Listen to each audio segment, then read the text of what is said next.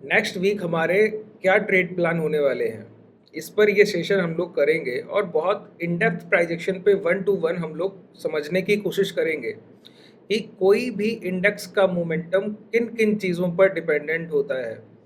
कोई भी क्या निफ्टी 50 का इंडेक्स बैंक निफ्टी से कंपैरेटिवली किस तरीके से अलग मोमेंटम कर सकता है।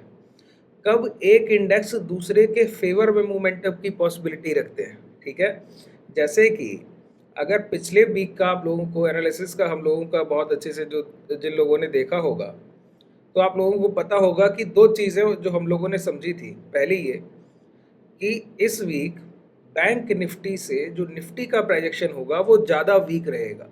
तो हम लोगों ने अभी रिसेंटली इस वीक क्या देखा, आप देखिए यहाँ पर कि हमारी लास्ट वीक 28 मार्च की जो क्लोजिंग मिली थी हमको, वो मिली थी 23,500 के पास, और आज हमको जो क्लोज मिला है वो 22,900 का क्लोज है निफ्टी 50 का प्राइस जो है। ठीक है, अगर आप बैंक निफ्टी का प्राइजेक्शन यहीं पे देखें तो 28 मार्च का जो हमारा क्लोज था, यहाँ पर मैं कर्सर ले जाता हूँ ना जब किसी भी कैंडल पे, तो यहाँ पे आप ऊपर देखेंगे यहाँ पर OHLC, तो यहाँ पर जो C है वो आपका रिप्रेजेंट कर रहा है किसी भी एक कैंडल का, पर्टिकुलर कैंडल का क्लोजिंग।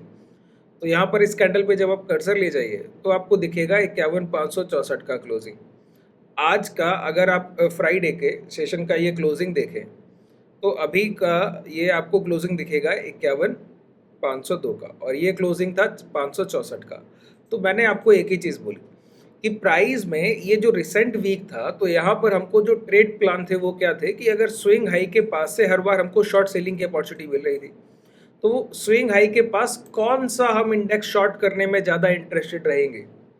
तो वहाँ पर हम किस में थे, निफ्टी के इंडेक्स में हम लोग कंपैरेटिवली ज़्यादा वीकनेस देख रहे थे, जैसा कि प्रीवियस सेशन के प्रीवियस वीक का भी प्राइजेक्शन निफ्टी 50 का था। अभी भी रिसेंटली निफ्टी का प्राइस हमको ज़्यादा वीक दिखता है बैंक निफ्टी से। ठीक है, लेकिन निफ्टी के प्राइजेक्शन में अब आप कहें कि बहुत ज़्यादा डाउनफॉल देखने को मिलेगा कि और निफ्टी बहुत बड़ा डिप लेने वाला है, ऐसी पॉसिबिलिटी भी कम दिखती है। अब तीन चार चीज़ों को ज़रा प्राइजेक्शन में अच्छे से समझने की कोशिश कीजिए।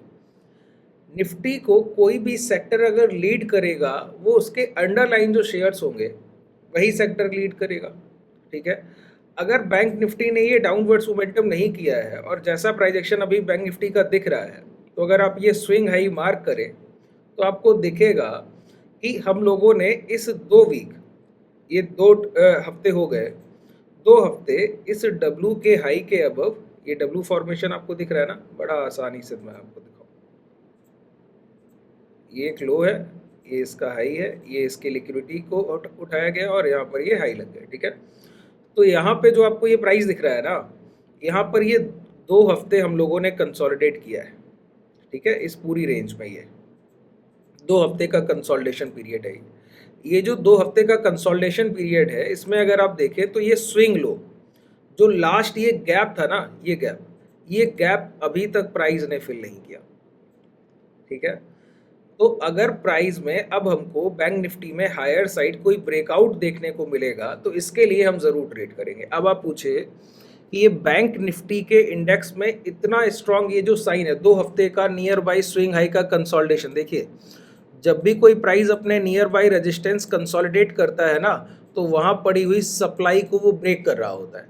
यहाँ पर प्रीवियस टाइम पे यहाँ पर ये कंसोलिडेशन फेज में बायर सेलर की जो क्वांटिटी रही होगी वो demand is equal to supply, उसके इम्पैक्ट से प्राइस ने लो ब्रेक किया, फिर प्राइस ने दोबारा इसी रेंज का सप्लाई ट्रिगर किया और इसके नीचे की जो लिक्विडिटी थी इस डोजी से, आप देख रहे हैं ये 4 कैंडल के फॉर्मेशन देखिए, इनमें आपको बॉडी पार्ट नहीं दिखेगा। मैं एक बात बोलता हूँ, प्राइस में जब भी डाउन ट्रेंड फॉर्मेशन की शुरुआत होगी तो उसमें एक चीज़ कॉमन होगी, रेड बॉडी साइज कैंडल्स के फॉर्मेशन।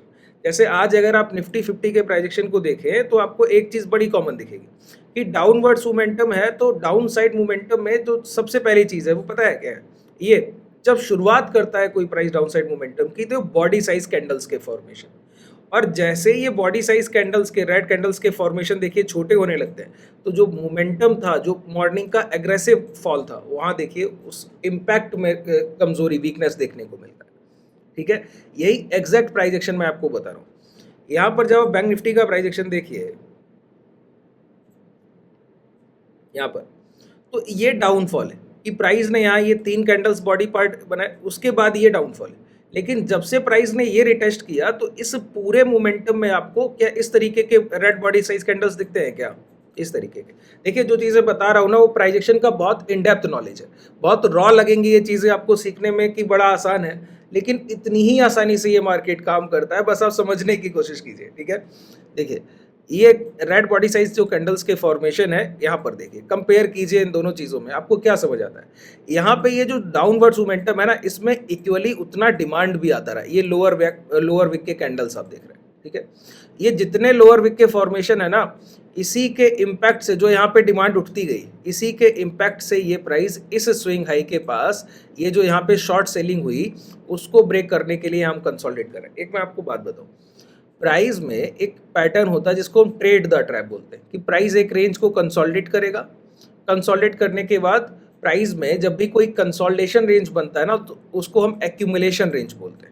लेकिन प्राइस उसका ब्रेकडाउन करे तो आप बोलेंगे डिस्ट्रीब्यूशन हुआ है। हाँ, यहाँ पर डिस्ट्रीब्यूशन ज़्यादा हो गया जितनी यहाँ पर कंपैरेटिवली डिमांड आई उसके बिहाफ पर। लेकिन अगर किसी रेंज में बायर्स एक्यूमुलेशन एक नंबर ऑफ कैंडल्स में कर रहे थे, एक टाइम पीरियड उनका बड़ा था, ठीक है, उसके बाद अगर कोई ब्रेकडाउन होता है और प्राइस दोबारा लौट कर उसी रेंज में आ जाए, तो समझिए वही एक्यूमुलेटर्स हैं जो डाउन साइड इस बॉटम पे भी बाइंग कर रहे थे, ठीक है? तो ये पैटर्न, इसको मैं बुल फॉर्मेशन बोलता हूँ। ये देखिए, ये बुल का आपको पहला से, ये दूसरा इस तरीके, ये इसको बुल पैटर्न बोलते हैं, ठीक है? इसीलिए यहाँ पे आप देखिए, इसको मैं समझाऊँ आपको, अच्छे से समझिए इस चीज़ को। ये यहाँ पर नंबर ऑफ ट्रेडिंग सेशंस का कंसोलिडेशन, ठीक है? लेकिन यहाँ पर जितना डिमांड रहा उससे ज़्यादा सप्लाई आया, इस वजह से ये लो ब्रेक हुए और डाउन साइड मोमेंटम मिला। तो ये कंसोलिडेशन फेज में प्राइस दोबारा ज़रूर लौट कर आएगा कभी ना कभी, जैसा वहाँ पर उसका रिएक्शन होगा उसके अकॉर्डिंग हम उसको ट्रेड करेंगे, ठीक है? अब प्राइस ने दोबारा देखिए इस रेंज में यही एक्यूमुलेटर्स हैं जो यहाँ भी खरीदारी करते रहे, अब दोबारा प्राइस आके उसी रेंज को कंसोलिडेट कर रहा है, ठीक है? और किसी भी रेजिस्टेंस का डायरेक्टली ब्रेकआउट नहीं होता। किसी भी रेजिस्टेंस के पास आप डायरेक्टली चल के पहुंचे तो उसको आप डायरेक्टली ब्रेक नहीं कर सकते। अगर आप ब्रेक कर रहे हैं तो उसको हम बोलते हैं फेक आउट, वो ब्रेकआउट नहीं है फिर, ठीक है? क्योंकि जितना यहाँ पे सप्लाई पड़ा है उसको कंज्यूम करना होगा, उसके लिए बार बार आपको रीटेस्ट मांगना होता है, ठीक है? और अपने लास्ट स्विंग लो को सेफ रखना होता है। और अगर कोई प्राइस अपना जो लास्ट स्विंग लो है, कई बार प्राइस लास्ट स्विंग लो को ब्रेक करेगा, सेकंड लास्ट स्विंग लो को सेफ रखते हुए बाइंग करता है, ठीक है? अगर प्राइस उसी रेजिस्टेंस एरिया के पास कंसोलिडेट करे और ब्रेकआउट से पहले अगर ऐसा काम कर रहा है, तो समझिए एक्यूमुलेशन बहुत शार्प चल रहा है, ठीक है? जब भी ऐसा कोई प्राइस एक्शन आपको देखने को मिले कि प्राइस अपने लास्ट स्विंग हाई के पास कंसोलिडेट कर रहा है और ब्रेकआउट नहीं कर रहा है, लेकिन और लास्ट स्विंग हाई उसका जो लास्ट स्विंग लो है वो सेफ है, यहाँ पे आप देखिए ये प्राइस था हमारे लिए, ये यहाँ एक्यूमुलेशन हुआ, ये यहाँ लेकिन सप्लाई ज़्यादा हुई, यही बायर्स यहाँ पे खरीदारी करते रहे। अब दोबारा हम उसी रेजिस्टेंस रेंज में जो ये सप्लाई है उसको काटने की कोशिश कर रहे हैं, और उसमें बायर्स ने क्या किया, ये जो गैप बनाया था ना, यही कैंडल फिलअप हुआ और इसके बाद कोई कैंडल का फॉर्म आप देखिए, यही कंसोलिड 2 वीक का, अगर प्राइस एक रेंज को 2 हफ्ते तक कंसोलिडेट किया, इसी को मैं बुल पैटर्न बोल रहा हूँ। ये देखिए प्राइस को समझिए, अच्छे से प्राइस को समझिए, है ना? सिर्फ प्राइस एक्शन बेस, कोई इंडिकेटर, मैं आपको बोलता हूँ, जितना आप इस सीरीज को फॉलो करेंगे आपको समझ आएगा कि प्राइस एक्शन कितना आसान है समझना। बस आप चार्ट पे अच्छे से समझने की कोशिश कीजिए एक एक पॉइंट को, ठीक है? इंडिकेटर बेस्ड ट्रेडर मत बनिए, आप उन चीज़ों पे काम कीजिए जो परफेक्टली आपके लिए प्राइस एक्शन में काम करती, नहीं तो आपके फेक जो साइन मिलते हैं ना ट्रेड्स के, एंट्री परफेक्ट नहीं होगी, कभी नहीं होगी। प्राइस एक्शन से ही एंट्री परफेक्ट होता है, ठीक है? अब देखिए ये कंसोलिडेशन फेज, ये बुल फॉर्मेशन है, ये कंसोलिडेशन फेज और ये इस तरीके से। अब ये जो बैंक निफ्टी का पैटर्न है, ये आपको क्या लगता है किस इंडेक्स का फॉर्मेशन ऐसा है?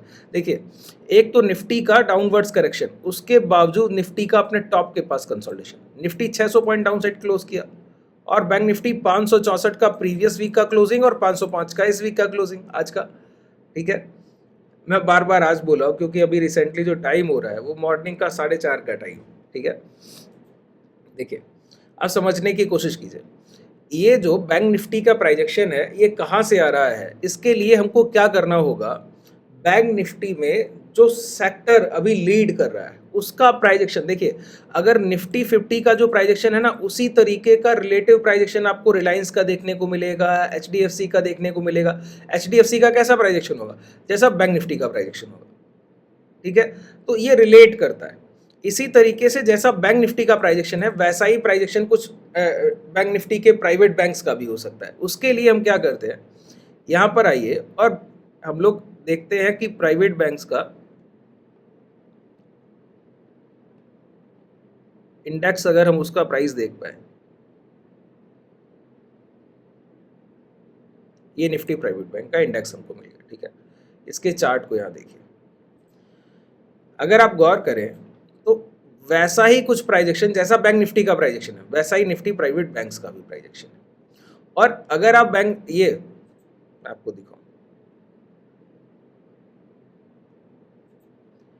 इस सेक्टर में ये इसका इंडेक्स है और इसमें जो लीडर है वो कौन है? एचडीएफसी बैंक और आईसीआईसीआई बैंक, ठीक है, और उसके साथ कोटक बैंक। ये तीनों ही लार्ज कैप बैंक्स आपकी बहुत स्ट्रांग है। और आईडीएफसी बैंक का जब आप प्राइजेक्शन देखेंगे तो आपको समझ में आएगा कि हम एक बड़े डिमांड जोन के पास है, ठीक है। इसी वजह से ये आपको बैंकिंग सेक्टर अभी बहुत स्ट्रांग लगता है, ठीक है। और इसी कड़ी में अगर आप देखें तो रिसेंटली हम लोगों ने जो ये ब्रेकआउट किया था निफ्टी का, ये जो कंसोलिडेशन फेज के बाद ये हाई ब्रेक किया ना, ये रेंज का, उसी के अनटेस्टेड रेंज के पास आ रहे हैं। देखिए, ये लास्ट में जाके सारी चीज़ें एक दूसरे से जुड़ जाएंगी, ठीक है। दोनों इंडेक्स देखिए, निफ्टी कभी भी उस डायरेक्शन, जैसे कि इस वीक का अगर आप प्राइस देखें तो हमको निफ्टी 50 डाउन साइड मूवमेंट करते दिखता है, लेकिन उसके अगेंस्ट में बैंक निफ्टी ने higher side opposite direction move नहीं किया, सिर्फ कंसोलिडेशन ही किया, ठीक है। अगर प्राइस में, अगर बैंक निफ्टी 2 सेशन और कंसोलिडेशन करता है, 2 या 3 ट्रेडिंग सेशन, और निफ्टी उसी टाइम फ्रेम में अगर ये इसको टेस्ट करके दोबारा से रिकवरी करेगा ना, तो बैंक निफ्टी का प्राइजेक्शन बोला जाएगा टाइम वाइज कंसोलिडेशन और निफ्टी का प्राइस बोला जाएगा प्राइस वाइज कंसोलिडेशन। लेकिन एक सर्टेन टाइम ऑफ पीरियड के बाद दोनों इंडेक्स एक ही जगह ट्रेड कर रहे होंगे। देखिए, कभी भी निफ्टी में डिस्काउंट सेशन आएगा तो उसके बाद उसको निफ्टी कवर करेगा और बैंक निफ्टी कंसोलिडेट करेगा, दोनों इंडेक्स एक दूसरे को साथ लेके चलते हैं, ठीक है। इस बात को ध्यान से समझ लीजिए, इसीलिए मैं आपको बता रहा हूँ, ये प्राइस का इन्वर्टेड हैमर कैंडल का हाई है और यहाँ पर प्राइस ने जब ये हाई ब्रेक किया था, ये 3 ट्रेडिंग सेशन का देखिए, अभी मैंने आपको बताया ना बुल पैटर्न, प्राइस कंसोलिडेट करता है, लो ब्रेक हो जाते हैं डिस्ट्रीब्यूशन एक्स्ट्रा होने की वजह से, ब्लॉक ऑर्डर्स की वजह से। उसी ब्लॉक ऑर्डर को काटने के लिए यही बायर, यही एक्यूमुलेटर बॉटम पे भी बाइंग करता है, प्राइस दोबारा लौट के उसी रेंज में आता है। ये 3 सेशन का यहाँ पर ये कंसोलिडेशन, ब्रेकडाउन, दोबारा प्राइस उसी रेंज में लौटा और इस हाई को ब्रेक करने के लिए इसी रेजिस्टेंस एरिया के पास हम लोगों ने 7 नंबर सेशन का ट्रेडिंग सेशन, 7 ट्रेडिंग सेशन का कंसोलिडेशन किया, उसके बाद ये हाई ब्रेक हुआ है। तो यहाँ पर एक अच्छा एक्यूमुलेशन रेंज है निफ्टी का। और ये कौन सा प्राइस है?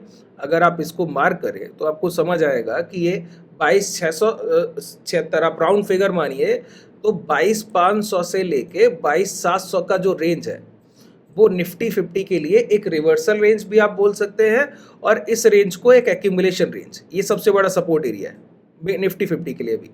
अब फर्दर कोई भी सप्लाई अगर आएगी, देखिए एक बॉडी साइज कैंडल, एक आउटसाइड कैंडल और उसका एक अलग बॉडी साइज कैंडल, ये आप जो प्राइस देख रहे हैं ना, ये बॉडी पार्ट, ये डोजी और ये, ठीक है, ये एक इस रेंज का जो डिमांड है उसका ये ब्लॉक ऑर्डर है। प्राइस अगर इसको टेस्ट करने आया, अगर गैप डाउन भी करता है, मान ले मंडे को प्राइस गैप डाउन करता है या ट्यूसडे को डाउन साइड आता है, तो इसके नीचे का जब तक क्लोज नहीं मिलेगा तब तक हम प्राइस को एग्रेसिवली शॉर्ट नहीं कर सकते। पहली चीज निफ्टी 50 में समझ लीजिए, ठीक है, क्योंकि अभी तक निफ्टी को जो डाउनवर्ड्स मोमेंटम के लिए अगर आप निफ्टी के शेयर्स देखें तो रिलायंस आज आपको डाउन दिखता है 3-3.5%, ठीक है, लेकिन उसके अगेंस्ट में कंसोलिडेट किया है एचडीएफसी बैंक ने। एचडीएफसी का प्राइस एक्शन देखा है आपने? पूरी तरीके से आप लोग इंडेक्स से जब तक रिलेटेबल नहीं होंगे ना, अच्छे से नहीं जुड़ते हैं, तब तक ये दिक्कतें आती हैं। प्राइस पूरी तरीके से इंटरकनेक्टेड है, आपको एक एक कड़ी को जोड़ के देखना होता है, ठीक है। और आप लोग अगर इंडिकेटर बेस्ड रहेंगे ना, तो ये जो प्रैक्टिकल लर्निंग्स है, ये जो फ्रूटफुल चीज़ है जिनसे आपका रियल अर्निंग और ग्रोथ होगा, वो आपसे छूट जाता है। देखिए, इस प्राइस का ये हाई मार्क कीजिए, ठीक है, इसी रेंज का ये कंसोलिडेशन है, ठीक है, और वहीं पे हम अभी कंसोलिडेट कर रहे हैं। अगर ये रेंज, ये क्या है, ये प्रीवियस, ये जो रेजिस्टेंस रेंज है, ये जो सेलर्स है ये यहाँ पे सप्लाई दे रहे हैं, यही कंसोलिडेशन कर रहा है। ये हाई अगर ब्रेक हो गए 1840 के, फिर ये आसानी से ब्रेक हो जाएगा, ये कोई रेजिस्टेंस 1880 HDFC के लिए नहीं रह जाएगा, ठीक है। और बिगर टाइम फ्रेम देखें तो डेली की बाइंग, अच्छा एक बात बताइए, दिन के खरीदार कौन होंगे? डेली के टाइम फ्रेम पर अगर कोई बायर बाइंग कर रहा होगा ना, तो एक हफ्ते या मंथली के ट्रेड प्लान से बाइंग करने आया होगा। तो हमको सबसे पहले ये देखना होगा कि मंथली के टाइम फ्रेम पर HDFC कैसा दिखता है। आप देखिए, ये हम लोग सारे हाई ब्रेक करके, ये इन्वर्टेड हैमर्स के सारे हाई ब्रेक करके इस हाई को ब्रेक करने के लिए बैठे हैं।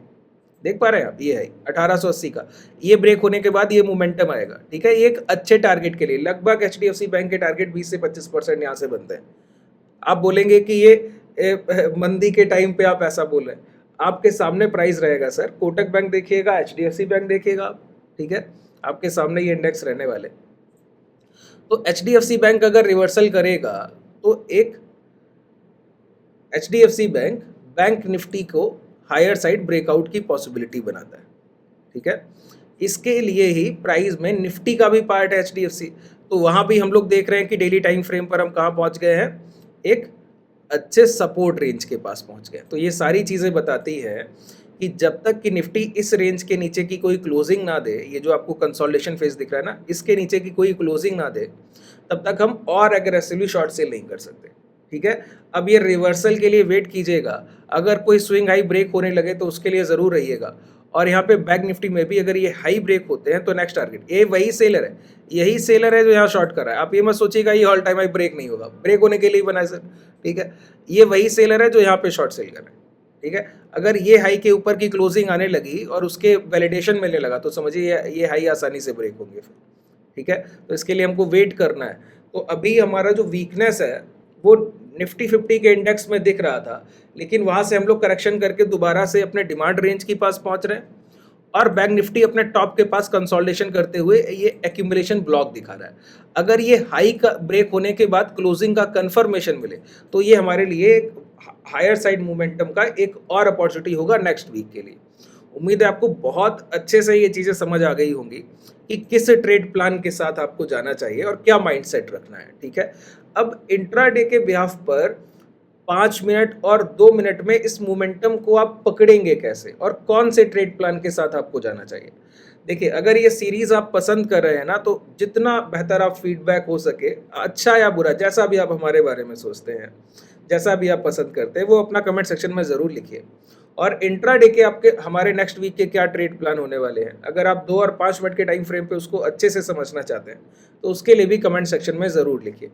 अगर आप हमारी अंडर फ्रेंचाइज हमसे जुड़ना चाहें तो इसके लिए आपको डिस्क्रिप्शन में ये जो रिसेंट मैं आपके सामने चार्ट यूज़ कर रहा हूँ, ये धन के डीमेट में ट्रेडिंग व्यू का चार्ट है। इसके लिए आप अपने धन के डीमेट को ओपन कर सकते हैं, डीमेट का लिंक आपको डिस्क्रिप्शन में मिल जाएगा।